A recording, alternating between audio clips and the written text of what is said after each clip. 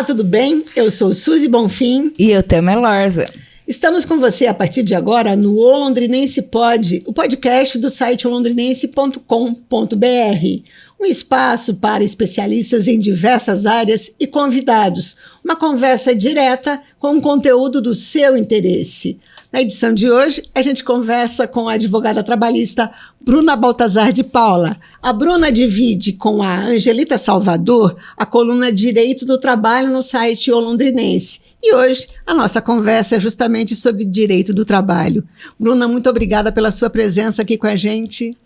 Obrigada por ter vindo, Bruna, aceitado o nosso convite. Eu que agradeço, Thelma, Suzy. Segundo alguns dados do Conselho Nacional de Justiça, os processos trabalhistas representam 12% de toda a demanda processual do Brasil. A legislação trabalhista brasileira pode ser considerada complicada, por isso tem tanto processo, ou é simplesmente o desrespeito às leis? Em relação a essa pergunta, eu acho que tem dois aspectos que a gente precisa considerar. Em primeiro lugar, 12%, se nós considerarmos que todo mundo trabalha. Eu trabalho, você trabalha, seja como empregado, seja como empresário, seja como autônomo e liberal, 12%, não vejo como um número tão expressivo em relação aos processos judiciais, né? O trabalho, ele é um fenômeno social presente na vida de quase todas as pessoas, né? E os processos judiciais trabalhistas, eles tratam justamente desse conflito, de quando não há uma conciliação entre as partes daquilo que é devido, daquilo que não é devido, né? E as pessoas judicializam essa situação. Não... Errei agora. Tudo bem, judicializam essa situação. Essa situação. O segundo aspecto da sua pergunta é que se há uma falta de conhecimento, se as leis são muito complicadas ou se existe um descumprimento reiterado. Eu entendo que é uma complexidade desses fatores, é uma multiplicidade de fatores. Sim, existem muitas leis trabalhistas no Brasil, assim como em outros aspectos da nossa vida. O Brasil é um país que legisla sobre quase todos os assuntos. Nós temos muitas leis. Eu diria sobre tudo. Exatamente. E não foi diferente também no direito do trabalho. Uhum. E em relação ao descumprimento, é claro que dominar essa complexidade de leis para todas as atividades empresariais, para todas as atividades de trabalho, não é uma tarefa fácil. É uma tarefa difícil. Então, os descumprimentos, eles podem sim ser intencionais, né? Não vou pagar a sua hora extra, né? Isso acontece, mas podem ser descumprimentos também não intencionais. Então, pelo próprio desconhecimento da legislação e dos seus detalhes e das normas técnicas, portarias, entre outras situações que também complementam, né, esse conjunto de normas. Então, vejo que ter muitos processos judiciais talvez seja um pouco de mito, né? Porque, claro que no Brasil, diferente de outros países, a gente tem a justiça do trabalho. Por que a gente tem a justiça do trabalho? Porque é uma justiça especializada, porque precisa de um conhecimento especializado. E sim, existem muitos processos, né? Mas no Brasil a gente tem essa judicialização justamente porque há uma complexidade, né, de normas em relação a outros aspectos.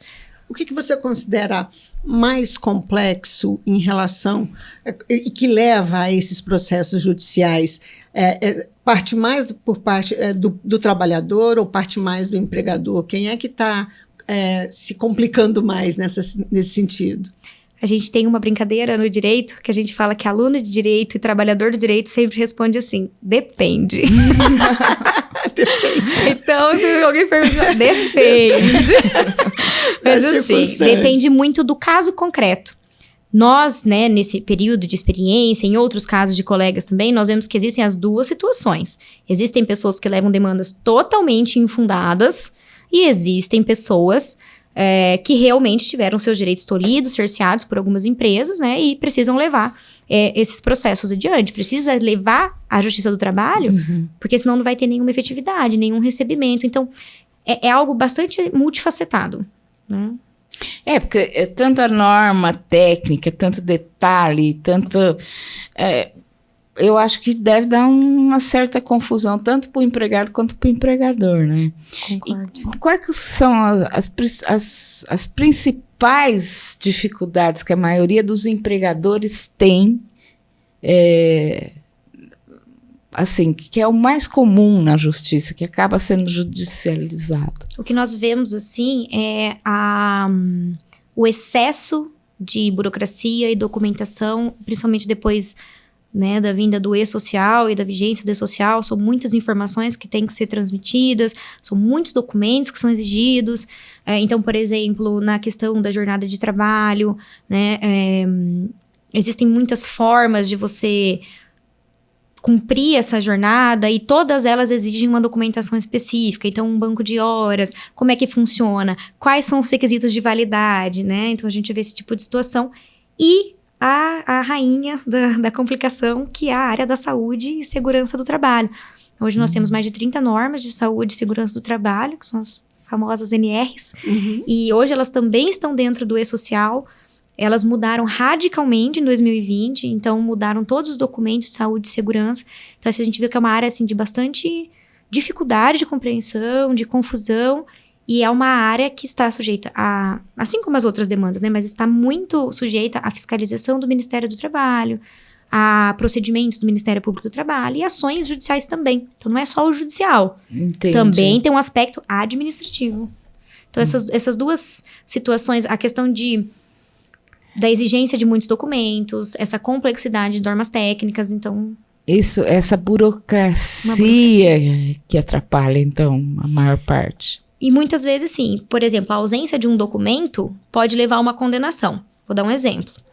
Você pode ter entregado todos os dias para o seu empregado os equipamentos de proteção que ele precisa usar para trabalhar. Se você não fez uma ficha conforme a norma regulamentadora 6, item 6.6.1, não tem validade. Então, esse é um exemplo. Agora, a CLT, que é um documento que fez 80 anos e tem mais de 900 artigos, e é considerado um modelo internacionalmente, né, de reforma internacional aí, né? A reforma... Refaz, que ficou confusa. Ruim, né? Bom, de novo. A CLT é um documento que fez 80 anos agora e tem mais de 900 artigos, mas mesmo assim é considerada um modelo internacional. Houve uma reforma em 2017. Na sua opinião, isso precarizou a situação do trabalhador perante o empregador? Falar do surgimento da CLT é um assunto que eu gosto muito. A CLT...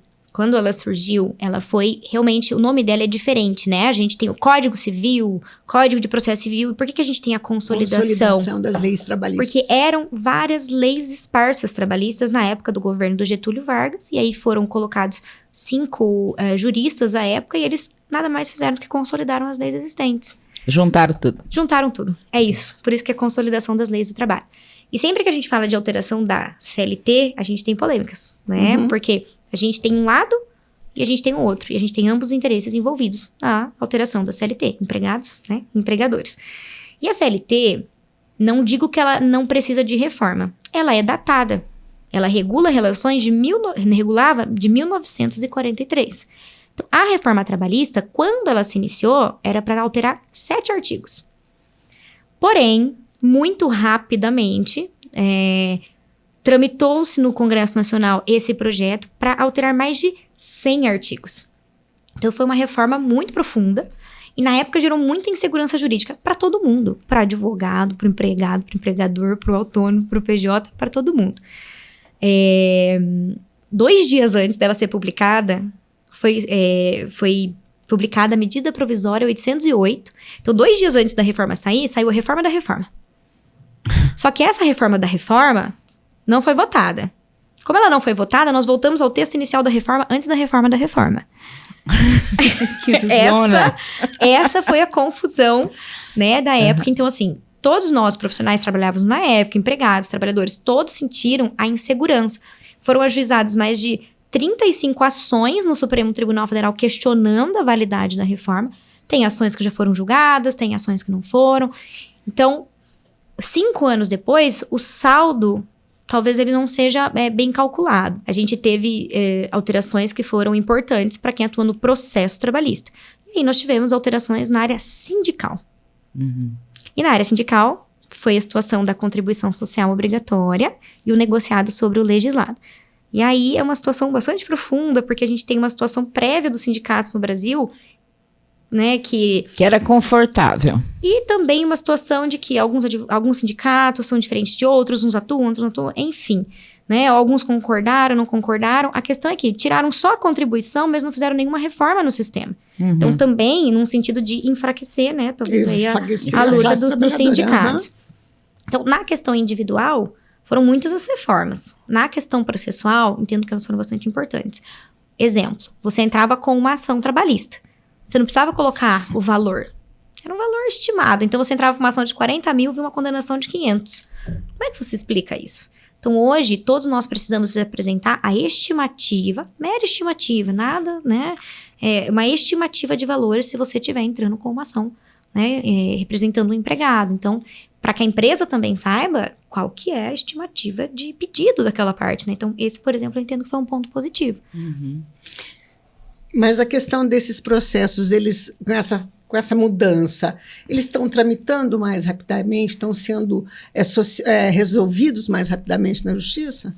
A justiça do trabalho, ela sempre foi uma justiça muito célere, muito rápida.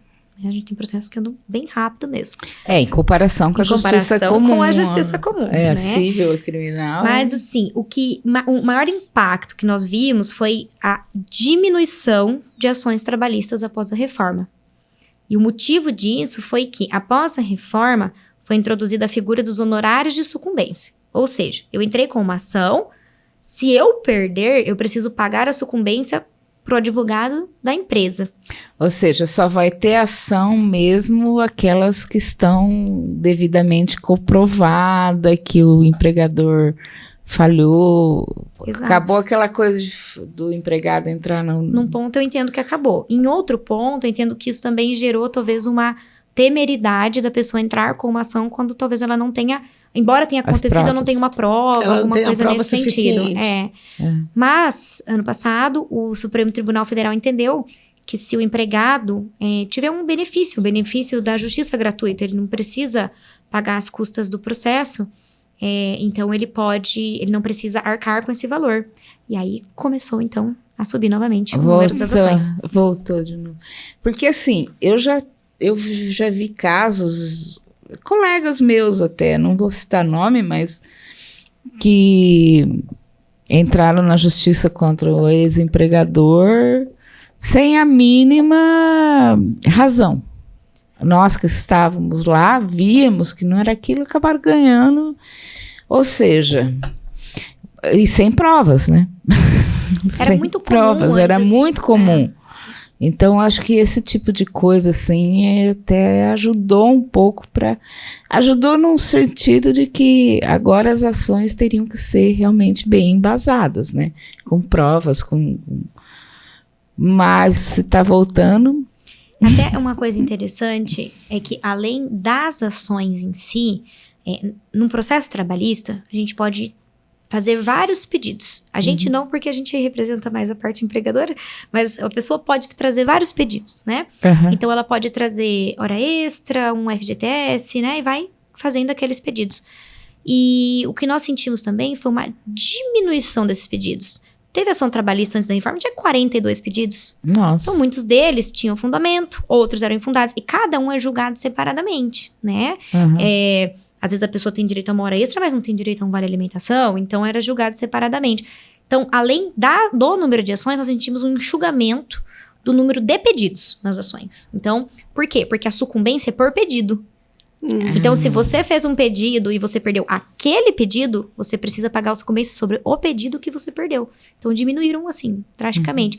Outras situações que nós paramos de ver foi um pouco de desvio de função, acúmulo de função, né? Porque, às vezes, eu sentia que tinha algumas aventuras jurídicas aí dentro desses dois temas. Uma outra situação que passou a acontecer no mercado e está cada vez mais presente é a pejotização, né?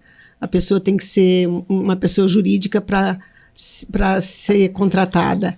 E já há decisões da Justiça do Trabalho de que esse contrato não tira a relação de subordinação junto à empresa. Mas os empresários parece que insistem em continuar contratando só como PJ. Por que isso?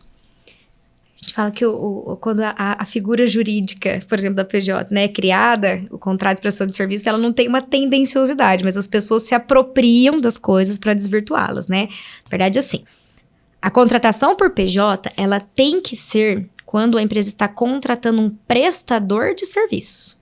Então, o prestador de serviços é aquele profissional autônomo, especializado, que não tem vínculo com a empresa. É para isso. Mas existem pessoas, né, que contratam, não vou dizer que não existe, mas existem pessoas que contratam. A própria Rede Globo contratava os jornalistas dela por PJ. Pois é, e assim, faz o contrato de prestação de serviço para mascarar uma relação de emprego. E o que é que define se de fato é uma verdadeira prestação de serviços ou uma relação de emprego? São os elementos da relação de emprego. São 5 elementos. 4 são os principais, né, que são a onerosidade, que é o pagamento, é a contraprestação, é um valor. Ou seja, trabalho voluntário não é vínculo de emprego, mais ou menos isso. É a habitualidade, então não pode ser algo de vez em quando, algo eventual, tem que ser algo habitual. A cumprimento de horário, exato, inclusive, das 8 horas diárias. Pode ser menos também. Tem casos de reconhecimento de vínculo de emprego 3 vezes por semana. Sim. Então, se é habitual, mas eu sei que eu tenho que estar lá 3 vezes por semana, ou sei que eu trabalho num home office. Então, embora eu não tenha horário, mas eu sei que eu tenho que desenvolver o meu trabalho habitualmente, todos os dias, né? Então, é a habitualidade, a subordinação, que é o principal requisito que diferencia um autônomo de um empregado. É estar dentro daquele poder diretivo do empregador. Ele dirigir a sua atividade. Um autônomo presta serviços conforme a direção dele, né? O empregado presta o serviço conforme a direção da empresa. Essa é a principal diferença. E por último é a pessoalidade. É quando você não se pode fazer substituir. Então, por exemplo, você contrata uma pessoa lá, um pintor, para ir na sua casa, ou alguém, um prestador de serviço. A pessoa pode mandar alguém da empresa dela. Eu tenho uma empresa de pintura, eu vou mandar o pintor A, o B ou C. Posso substituir. Agora, o meu empregado não pode mandar uma pessoa no lugar dele, né? Então, se tiver presente, principalmente esses 4 requisitos, o último é pessoa física.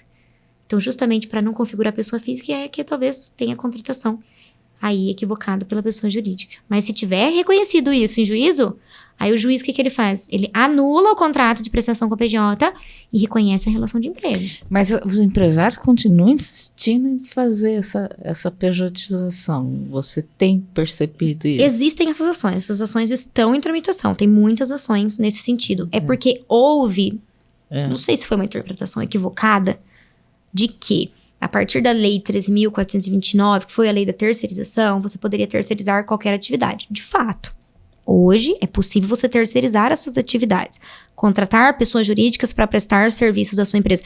Mas entendo, é realmente uma terceirização real, uma prestação de serviços efetiva. Não é um vínculo de emprego mascarado. Exatamente. Que é essa a diferença. Agora, o home office também, que é uma outra realidade que o trabalhador passou a viver nessa pandemia e veio para ficar, também está trazendo muito essa situação de contratação como PJ, né, de pessoa jurídica, que mesmo tendo vínculo, tendo carga horária, mas é pessoa jurídica. Isso é ganho de causa de fato da justiça? Na verdade, vai depender dos elementos. Sempre são esses elementos, gente. É os 4 elementos que têm que ser comprovados. Mas o home office, ele foi uma montanha-russa na época da pandemia. Nós tivemos inúmeras medidas provisórias. Porque, veja, antes da pandemia, a gente tinha um documento formal, né? Que é o aditivo ao contrato de trabalho ou o contrato de trabalho, para que a pessoa já pudesse iniciar suas atividades no home office ou mudar para o home office. Então, tinha que mudar o contrato da pessoa. Na época da pandemia, pela urgência, pela quantidade de funcionários, a mera comunicação do home office já valia. Mas a gente já saiu de estado de calamidade pública. E aí suscitaram outras questões. O esgotamento, a desconexão, né, o direito à desconexão dessa pessoa. Então, porque o home office, ele pode ter controle de horário ou não.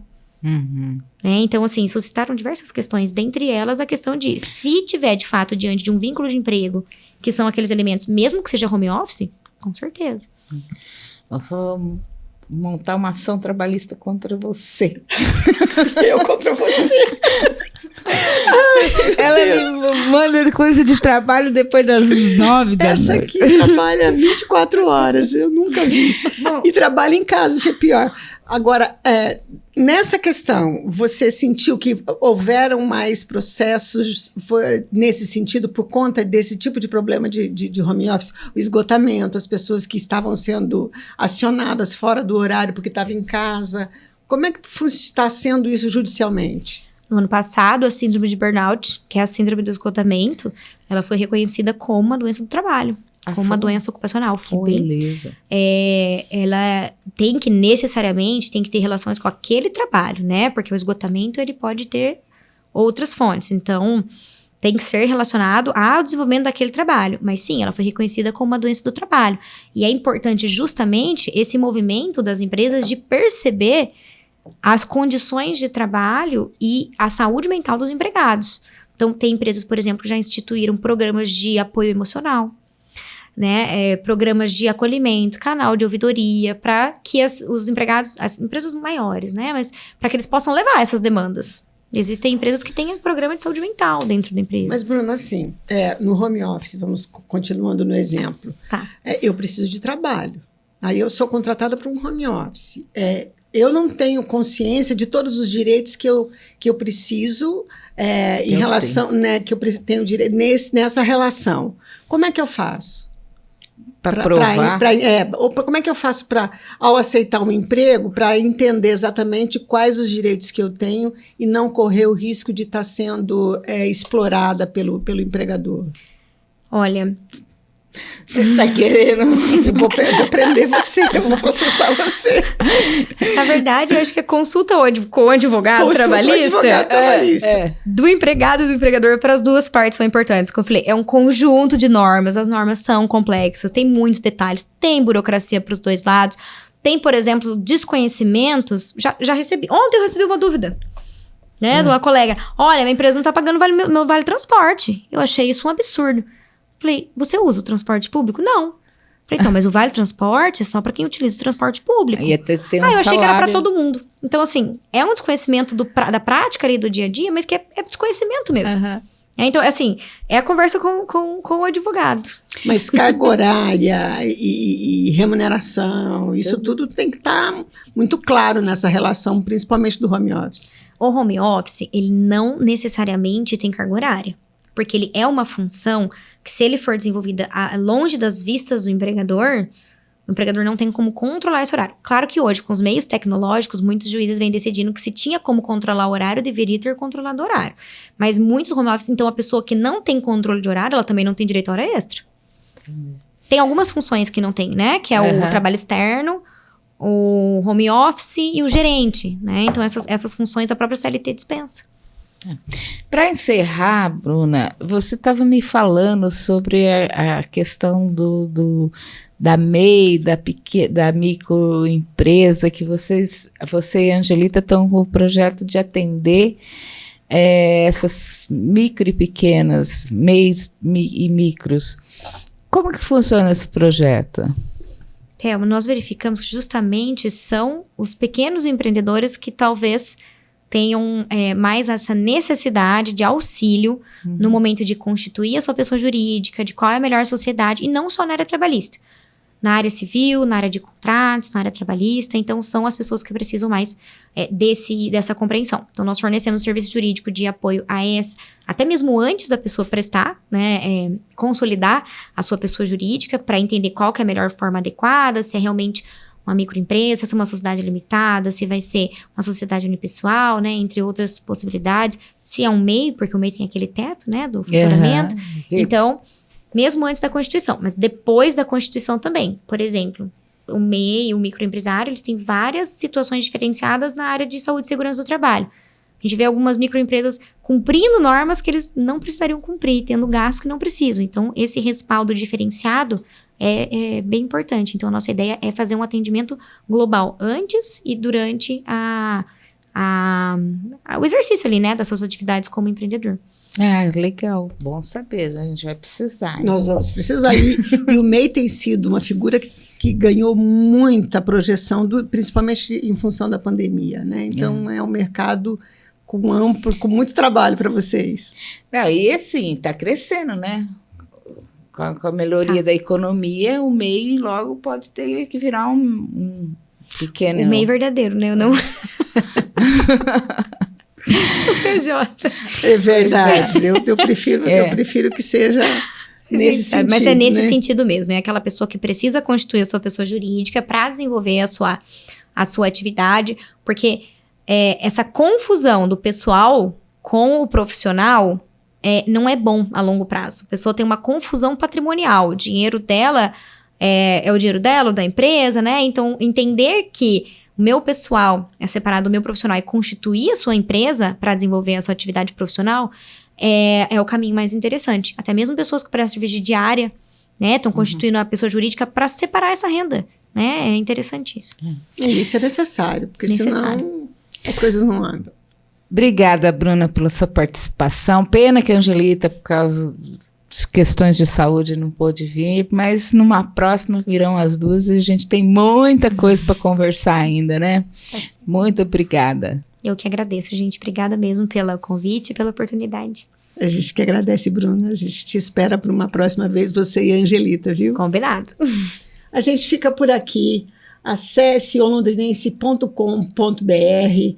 Se inscreva no nosso canal, acione o sininho para receber todas as notificações. Curta e compartilhe. Curta e compartilhe. E até a próxima. Até a próxima, gente. Fiquem com Deus.